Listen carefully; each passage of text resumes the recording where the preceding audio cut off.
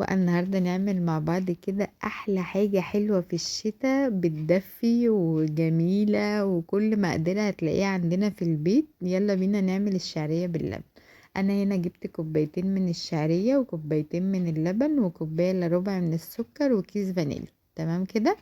جبت بقى حلة حطيت فيها معلقتين من الزيت كده كبار يعني، وهنزل بمعلقة من السمنة. معلقة السمنة هنا او مكعب الزبدة بيفرق قوي في تطعيمة الشعرية. يعني انا الاول كنت بعملها بزيت، بس لما جربت احط مكعب، يعني عملتها مرة بمكعب الزبدة ومرة بمعلقة السمنة، لا بتفرق قوي. جربوا كده هتعجبكم جدا.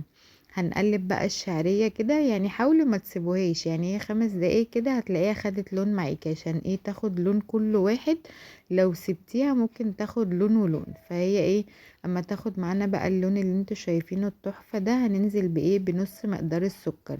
يعني قولي نص كوباية من السكر كده، وكوباية ونص من المية المغلية. انا هنزل بالمية المغلية الاول كده لما تتشربها، وبعدين هنزل باللبن. يعني انا هنا مش بسويها، يعني انا حطيت كوباية ونص من المية، هسيبها بقى لغاية اما تتشربها كده، وهوريكم هنعمل هغطي عليها كده اسيبها تتشرب.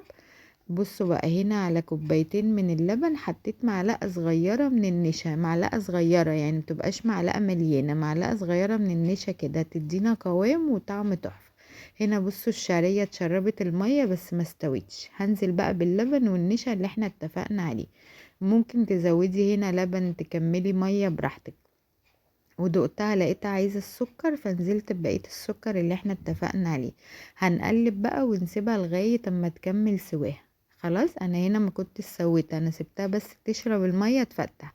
هي غلوتين 3 كده هتلاقيها استوت على طول. اهو بصوا هنا كانت استوت، يعني ما خدتش وقت، اقل من 5 دقايق كانت استوت. هننزل بقى بالفانيليا ونقلب ونقفل النار. اول ما ننزل بالفانيليا يعني غلوة كده بسيطة، وتقفلي النار على طول. بس بصوا ما خدتش معانا يعني اكتر من 10 دقايق، هتاكلوا احلى حاجة حلوة. هتدفي وهتعجبكم جدا، وان شاء الله كل مقدرة في البيت. وبس كده حبايبي، خلصنا فيديو النهاردة، اتمنى تجربوه.